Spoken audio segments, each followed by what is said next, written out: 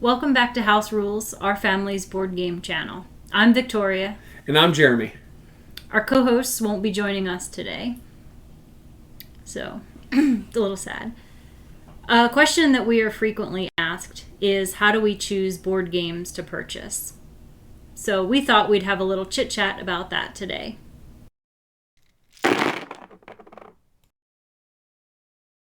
The first thing I look for in a game is the box design.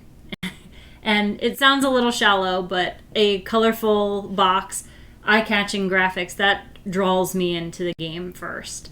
And then I start looking at, is it a worker placement game? Is it a like a resource management game? Which games? Those are games that I like.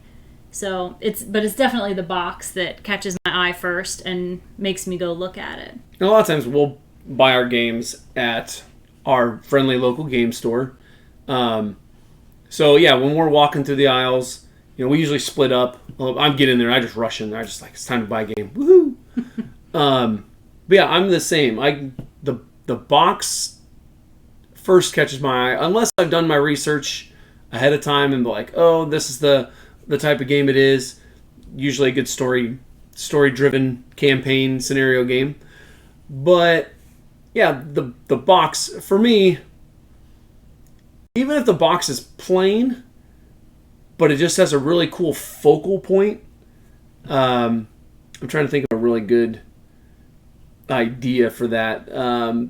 Roll for Adventure, or I'm sorry, not Roll for Adventure, Roll Player has kind of a cool, it's just three people standing there in kind of fantasy, medieval garb with mostly a black box, So yeah, and then if I flip the box around, I start reading, and it's, like you said, worker placement type of game, or a theme.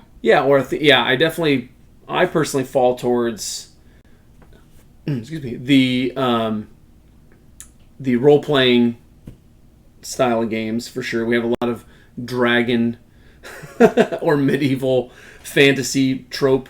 Or the games. Story legacy games. Yeah. We have a lot of those. We do have quite a few of those. We are really finishing up our A to Z board game challenge here in the next, hopefully, couple days. So then there'll be a video coming about that for sure, and you'll get to hear some of our favorite games from the last half of our A to Z challenge. But I digress.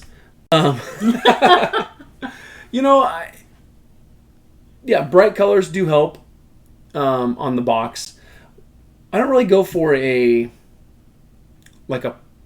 specific publisher. I don't know. Do you look at that? Or a designer? Kind of. Like, we like a lot of the Red Raven games. That's true, yeah. So that catches my eye for sure. Or a series of games that we already have and that we like. The Raiders. Yep, the Garfield games. So, yeah, I know what you're talking about, for sure. So those I will almost just buy anyway. Stonemaier games, we have a few of those, so... A few, yeah. We've played a lot of them. We do have a few. So that would kind of be one that I would just go over to the box, read the back, and be like, oh, yes, this is a great game. We should just get it. Yeah, it's funny, when we first kind of got into it, it was kind of the fun-looking boxes, and like Reiner Knizia and Antoine Bauza was another one that we just happened to get 2, 3, 4, their type of games when we first were kind of getting in the hobby. Not really looking for their name, but just getting it home or whatever. And we're like, oh, hey, look, this person designed this game. So, but yeah, I'd say like mechanics later. The worker placement. I think we're gonna make a few videos in the future too that kind of maybe illustrate these different mechanics, the basic ones. I was reading on, I think, a Reddit post that was like somebody counted up some 185 different board game mechanics. So I was like, oh, wow, you're kind of stretching it, in my opinion, but but yeah, like I said, sometimes like we've done our research ahead of time, or sometimes we might just talk about it a little bit like, oh, are we looking for a cooperative game? Are we looking for a simple card game? But, for the most part, I think if it has anything for me personally, that medieval fantasy role-playing type of game in a box or something having to do with dragons, I'm more drawn to that one, But the other thing I'd have to say is that, like, the overly gaudy box. Gaudy? The box with too much going on. There's a little bit of over here, a little bit over there, a little bit over there, and it's all kind of different, unless the game is all about we need a bunch of different. I don't know how to explain that. But what's kind of like your third or fourth thing you kind of look for in the... Third thing is probably, will the girls like it? Is this something they would like to play? Would this interest them? Would it challenge them? Is it too juvenile for them? Those kinds of things I think about. Because it's not just, would I like to play it, or is it a game that Jeremy and I would play? Right. Is it something that the girls would play too? Yeah, I mean, we do tend to play games with the four of us. So, one, is it more than two players? And does four players seem to be the sweet spot? Because boxes lie to you if if, especially new people maybe coming in and starting to buy board games and stuff. Board game publishers lie about the time it takes to play your game or their game, and they lie about how many people it takes to play sometimes. Perfect example, the original Seven Wonders game said 2 to 7 players. You don't play that game with 2 players. I agree. It does not play well at 2 players. But there's always a sweet spot. So sometimes, like if it's a 5-player game, it'll say, 3 players is actually the really good. The game, the time it takes to play the game, the turn cycle or time is better. But you learn that as you play different games. So, yeah. And I think I look for expansions too. I mean, on top of, can we play it with the girl? Well, the girls like it.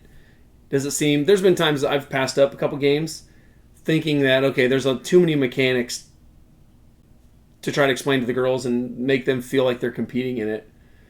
But my opinion on that will change since we've done our family game challenge.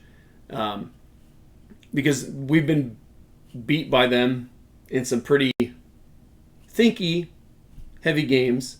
So, they know how to play them.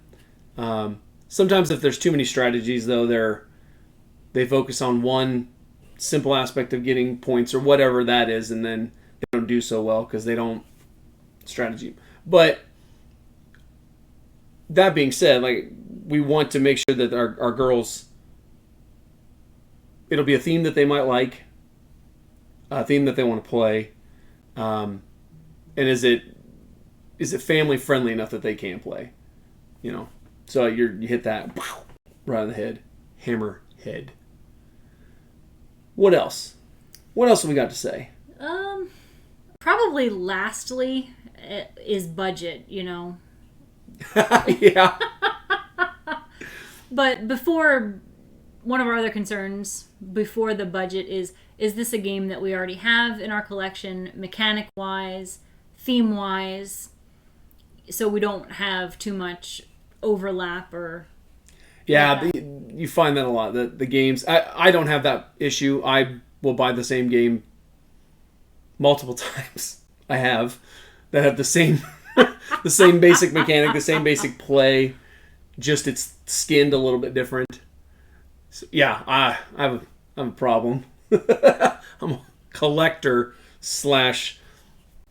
FOMO, fear of missing out on those games. Shut up. I enable you. I'm just as guilty. So. You're the little like angel, like, don't buy it, you don't need it, and then I'm my other angel or devil things like, no, you need that. Put it in the cart. She's not looking. That's what I have the girls for. Yeah. No, the girls stop me from buying stuff all the time. Dad, does Mom want you to have that? Yes, they do. Anyway. But yeah, I think budget is a big thing. You know, these more modern hobby games, they can be expensive, for sure. That's true. I don't like to just blind buy a game without going, especially if it's kind of pricey, without doing some research before we head to the store about it. Right. And we've found games that are the game store that we tend to shop at. They have a demo area, game room with a lot of games. We picked up Wingspan. You know, it was a game that neither one of us really cared to want to enjoy. We didn't want to want it. But we played it there because I was like, you know, it's really popular on the different forums. The Board Game Geek website was rated pretty high when we were looking at it. And I was like, let's just try it. They have it. And it ends up, it's a great game at 2 to 5 players. It plays very similar. It plays very quick. So we end up really enjoying it. So you're right. Play testing it does help. Doing a little bit of research on the type of game. And then, yeah, family oriented. Like, does it have the player count? Does it have the theme that we want? All the above. So, always do your research before you're going to purchase a game anyways, if you can. We've blind bought a few games, and they're still some of our favorites. But we've blind bought a couple because they were cheap. And we kind of, I won't say regret it, because I'm a collector. But they don't make it to the table as often. Yeah. So, you know, maybe next time we'll give, like I said, we'll go over some of these different mechanics. So, some of the newer people to board games that may be checking out our channel can understand some of our, you know, deck building, worker placement, stuff like that.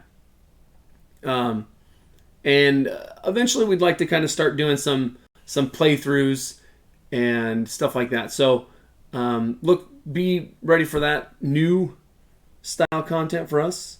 Mm-hmm. But anyway, if you have any comments about how you look for games or how you purchase games or even where you purchase games from, let us know in the comments. If you agree with how we shop for our games, let us know. If you disagree, also let us know in the comments. I'm always willing to be like, that's a great idea, or that's okay for you. But and always like and subscribe because you don't want to miss out on any of this awesome stuff. I think next time, hopefully, the girls are going to be back in the house. Woo-woo. So hit that notification button as well. And we'll see you again next time on House Rules. Bye. Bye.